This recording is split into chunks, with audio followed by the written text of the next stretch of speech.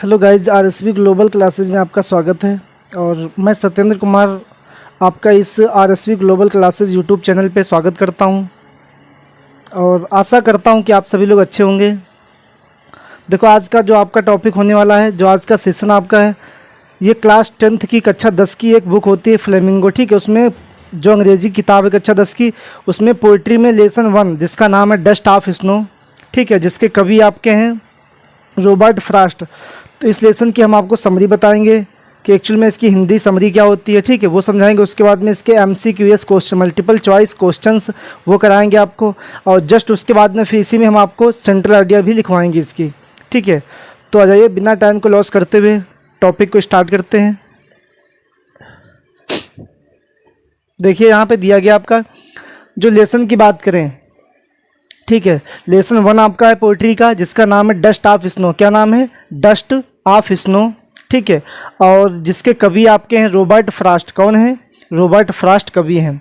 अब देखो, इसमें कहानी क्या है। एक्चुअल में इसमें कहानी ये होती है कि जो कवि था ये रास्ते से निकल रहा था। ठीक है, निकलते समय क्या करता है, एक हेमलाक का पौधा था इसका। किसका? हेमलाक का। ठीक है, हेमलाक के पौधे के जस्ट नीचे क्या करता है, आराम करता है।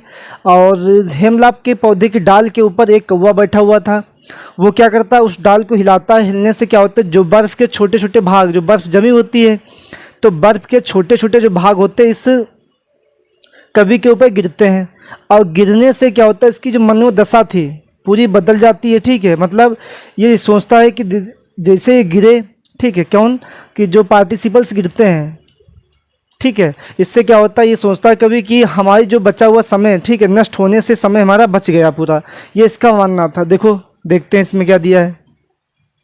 देखो, इसमें दिया गया आपका the way a crow shook down on me the dust of snow from a hemlock tree has given my heart a change of mood and save some part of a day I had rued. अब देखो, the way a crow मतलब एक कौवा क्या करता है, सोक down means हिलाना होता है, हिलाता है। डाउन मीन्स नीचे, ऑन मी मतलब मुझ पर। ठीक, द डस्ट ऑफ स्नो बर्फ के छोटे छोटे जो भाग होते हैं वो क्या होते हैं, गिरते हैं उसके ऊपर। किसके ऊपर? कवि के ऊपर, रॉबर्ट फ्रॉस्ट के ऊपर। जो मिस्टर रॉबर्ट फ्रॉस्ट थे उनके ऊपर वो छोटे छोटे बर्फ के भाग गिरते हैं। उसके बाद में क्या दिया, कहाँ से गिरते हैं? फ्रॉम मीन्स से, अ हेमलॉक ट्री एक हेमलॉक के पौधे के ऊपर से गिरते हैं। ठीक है, जैसे वो कौवा क्या करता है, उस डाल को हिलाता है तो बर्फ के छोटे छोटे जो भाग होते हैं उस कवि के ऊपर, ठीक है, मिस्टर रॉबर्ट फ्रॉस्ट के ऊपर गिरते हैं। अब गिरने के बाद में क्या होता है, has given my heart, has given my heart a change of mood. मतलब इससे क्या होता है, हैज़ गिवन माई हार्ट, जो मेरे हृदय की मनोदशा थी। अब ये कवि सोचता है गिरने के बाद में क्या होता है, जो मेरे हृदय की मनोदशा थी, ए चेंज ऑफ मूड पूरी बदल जाती है। कवि कहता है जैसे ही वो बर्फ़ के छोटे छोटे भाग मेरे ऊपर गिरते हैं और गिरने के बाद में क्या होता है, गिरते समय, ठीक है, जो मेरी मनोदशा थी, जो हृदय की मेरी मनोदशा थी, वो पूरी क्या हो जाती, बदल जाती, मतलब चेंज हो जाती है। उसके बाद में देखो क्या दिया है, एंड मिस और saved some part of a day I had rued. And miss और सेव्ड मिस बच गया, सम मिस कुछ, पार्ट माने भाग, ऑफ ए डे माने दिन का, मतलब दिन का जो शेष भाग था, शेष जो दिन था बचा हुआ, वो क्या हो गया, बच गया। आई हैड रूड बर्बाद होने से। कवि कहता है कि जैसे ही वो बर्फ के छोटे छोटे भाग कौवा हमारे ऊपर गिराता है, गिरने से क्या होता है कि मेरी जो मनोदशा थी पूरी बदल जाती है, मेरा पूरा मूड, मेरा पूरा दिमाग चेंज हो जाता है, बदल जाता है। और उसके बाद में क्या होता है, जो दिन का बचा हुआ जो समय था वो भी बर्बाद होने से, नष्ट होने से हमारा पूरा बच गया। ठीक है, ये इसकी थी समरी। अब देखो उसके बाद में क्या होता है। अब इसके बाद में ये तो उसकी हिंदी हो गई आपकी, ये समझा दी हमने। ठीक है, अब आपको कहोगे कि इसका फ़ायदा क्या होगा, इसके मतलब एग्जाम में क्वेश्चन कैसे आते हैं। देखो, एग्जाम में कुछ भी क्वेश्चन सीधे आपको एक पैसेज दिया जाएगा, पोइट्री का पैसेज होगा। एग्जाम में पैसेज आपको दे देगा किसी एक लेसन का। उस पैसेज के बाद में उसमें से आपको इस तरीके से क्वेश्चन मिलेंगे ऑप्शन वाले। ठीक है, उसमें से 4 ऑप्शन दिए जाएंगे आपको, और 4 ऑप्शन में से एक ऑप्शन राइट होगा, उसको आपको चूज करके वो मार्कशीट में फिल करना होगा आपको। ठीक है, अब देखो यहाँ पे क्या दिया क्वेश्चन, ये MCQS क्वेश्चन है, मतलब मल्टीपल चॉइस क्वेश्चन है। देखो, फर्स्ट क्वेश्चन दिया, who shook down the hemlock tree, मतलब हु मीन्स कौन, सूक डाउन हिलाता था, द हेमलॉक ट्री मतलब हेमलॉक जो पौधा होता है उसकी डाल पर कौन क्या हिला रहा था। ठीक है, तो सीधी सी बात है, क्रो मीन्स कौवा, डाल को कौन हिला रहा था, क्रो। तो यहाँ पे आंसर क्या हो जाएगा आपका, क्रो। एक सेकेंड, सॉरी, तो यहाँ पे हो जाएगा आपका आंसर क्रो, ये वाला आंसर सही हो जाएगा। ठीक है, आंसर नंबर ए आपका लॉक किया जाए, ये वाला आंसर सही है। उसके बाद में फिर दिया गया आपका what fell on the pot. What means क्या, फिल मीन्स गिरे, ऑन द पोट मीन्स कभी के ऊपर। कभी के ऊपर क्या गिरते हैं भाई? ए ऑप्शन दिया डस्ट ऑफ ट्री, ठीक है, पौधे के भाग, डस्ट ऑफ स्नो बर्फ के छोटे छोटे भाग, डस्ट ऑफ क्रो कौवे के भाग, या नन मीन्स कोई भी नहीं। तो सीधी सी बात है, डस्ट ऑफ ट्री कभी नहीं हो सकता, डस्ट ऑफ स्नो मतलब बर्फ के छोटे छोटे जो भाग थे वो गिरे थे, तो बी वाला ऑप्शन सही है, ठीक है, ये ऑप्शन लॉक किया जाए। उसके बाद में 3 नंबर क्या दिया गया आपका 3 वाला, in what mode was the poet earlier. In what mode was the poet earlier, ठीक है। इसके बाद में क्या हो जाएगा, मतलब इन वाट मूड जो कवि का दिमाग था, वाट इलियर मतलब जल्दी से क्या बदल गया, कैसा हो गया, प्लीजेंट हो गया, नहीं, हैप्पी मीन्स खुशी हो गया, सैड मीन्स दुखी हो गया, तो यहाँ पे हो जाएगा सैड वाला, कैसा हो गया था, सैड, ठीक है। उसके बाद में क्या दिया, क्वेश्चन नंबर 4 आपका दिया है, what was the effect of the fall of the dust of snow the poet. मतलब ये हो जाए, व्हाट वाज द इफेक्ट, क्या प्रभाव होता है, ठीक है, ऑफ द फॉल मैंने गिरने से of the dust of snow the poet. मतलब ये कह रहा है कि क्वेश्चन आपका कि कवि के ऊपर डस्ट ऑफ मतलब जो डस्ट ऑफ स्नो बर्फ के छोटे छोटे जो भाग उसके ऊपर गिरते हैं तो वो क्या इफेक्ट डालते हैं, प्रभावित क्या करते हैं, क्या प्रभाव उसके ऊपर डालते हैं। या ऐसे कह दो, जैसे ही जो छोटे छोटे भाग थे किसके, बर्फ के, उस कवि के ऊपर गिरते हैं तो गिरने से के बाद में उसका क्या प्रभाव हुआ, तो सीधी सी बात है, चेंज हिज मूड, उसका दिमाग बदल गया, चेंज हिज लक, उसका लक बदल गया, चेंज हिज जॉब, उसकी जॉब नौकरी बदल गई, नन मीन्स कोई भी नहीं, तो चेंज्ड हिज मूड, ये वाला सही, ये वाला ऑप्शन, उसका पूरा मूड मनोदशा उसकी बदल गई थी। 5वां क्वेश्चन है आपका 5th number, the poet says of a day I had rued, what is meaning of rude.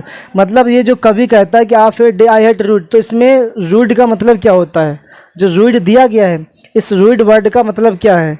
देखो ए ऑप्शन दिया, रूइंड होता है बर्बाद होना ना, हेल्ड इन रिग्रेट होता है, रूल्ड होता है कंक्यूड, तो हेल्ड इन रिग्रेट मतलब पछतावा होता है, तो बी वाला ऑप्शन सही हो जाएगा, क्या हो जाएगा, हेल्ड इन रिग्रेट, ये ऑप्शन सही हो जाएगा, ठीक है।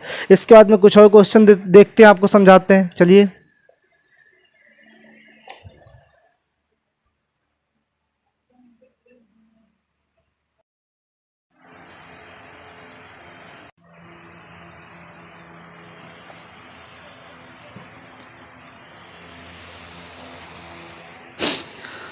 देखो उसके बाद में क्या दिया गया आपका, उसके बाद में दिया क्वेश्चन नंबर 6 में दिया गया है कि what is the rhyme scheme of the poem, ठीक है। तो उसमें बी ए सी डी, तो रीम स्कीम क्या होती है, आपको एक वीडियो इसका अलग से बनाएंगे, उसमें हम आपको समझाएंगे रीम स्कीम क्या होती है एक तरीके से, ठीक है। तो यहाँ पे आपकी बी वाला ऑप्शन सही हो जाएगा, कौन सा, इसमें ये वाली स्कीम हो जाएगी, रीम स्कीम।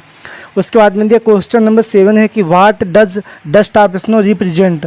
जो डस्ट ऑफ स्नो किसको रिप्रेजेंट मतलब किसको रिप्रेजेंट करता है, तो ये देखो एलिट्रेशन, मेटाफर, ऑक्सीमोरन, नन। देखो मेटाफर हो नहीं सकता आपका, ऑक्सीमोरन का मतलब होता है विरोधाभास, ये भी नहीं हो सकता है, तो यहाँ पे ये हो जाएगा ए नंबर वाला, ठीक है।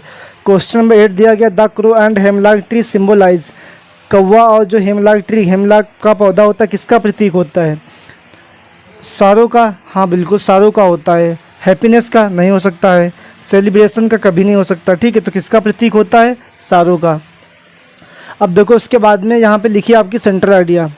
तो देखो सेंट्रल आइडिया लिखते समय आपको सबसे एक चीज़ ध्यान रखना है, ये तो एक लाइन जो दी गई ये तो लिखना होगा आपको, the central idea of the poem dust of snow. यहाँ पे जो कविता होती है आपका जो लेसन होता है उसका नाम लिखना है, ठीक है। उसके बाद में कंपोज्ड बाई, फिर कवि का नाम लिखना है यहाँ पे, ठीक है। ये दोनों ब्लैक पेन से आप लिखोगे, समझ गए हो। तो उसके बाद में क्या दिया, the poem expresses the significance of small things in changing one's attitude, the poet appreciates the beauty of the snowflakes which changed his mood and saved many precious moments from being wasted away. The crow shakes off the snow dust from the hemlock tree the same way one can shake off the sadness from one's heart. अब देखो इसकी हिंदी क्या होती है, आपको इसकी व्याख्या बताते हैं एक तरीके से। The central idea of the poem dust of snow, मतलब जो सेंट्रल आइडिया जो केंद्रीय विचार है ये डस्ट ऑफ स्नो नामक लेसन से या पाठ से लिया गया है। कंपोज्ड बाय, जिसके रचयिता कौन है, रॉबर्ट फ्रॉस्ट हैं। द पोएम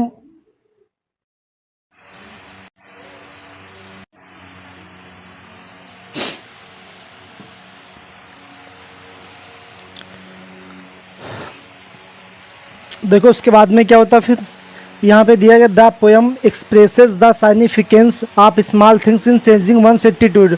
मतलब द पोएम एक्सप्रेसेस माने बताती है, द पोएम यहाँ पे ये कविता हमें दिखाती है, दर्शाती है साइनिफिकेंस की महत्वाकांक्षी of small things in changing one's attitude. मतलब जो छोटी छोटी चीज़ें होती हैं वो हर एक इंसान के एटीट्यूड को, नज़रिए को बदल देती हैं। ठीक है, एक सेकेंड।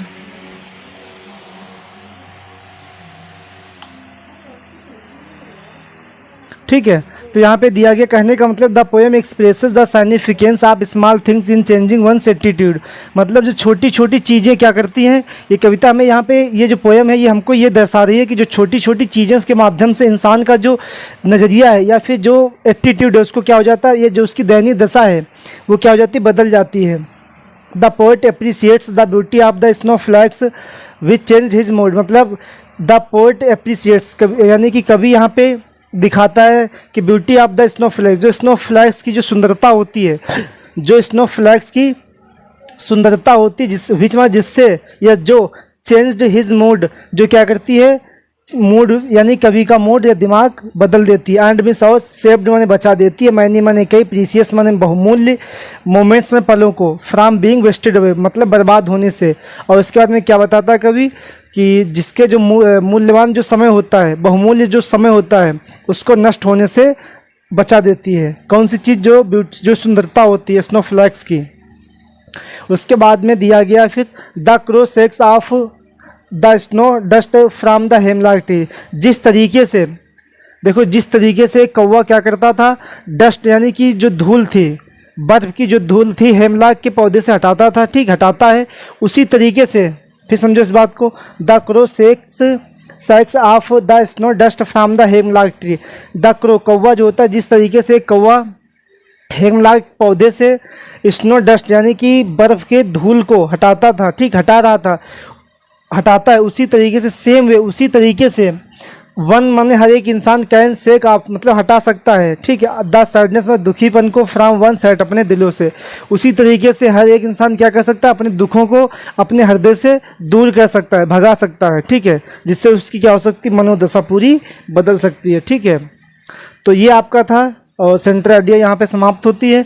जो लेसन कविता का एक जो लेसन था आपका पोइट्री का, डस्ट ऑफ स्नो, जिसके कवि थे रॉबर्ट फ्रॉस्ट। ठीक है, ये समरी आपकी यहीं पे समाप्त होती है, उसकी हमने आपको समरी समझाई थी और सेंट्रल आइडिया भी आपकी हो चुकी है। ठीक है, और उसके बाद में फिर नेक्स्ट वीडियो में आपको लेसन 2 यानी कि जो लेसन फायर एंड आइस नाम है उसका, उसके बारे में आपको समझाएंगे। ठीक है, तब तक के लिए थैंक यू सो मच।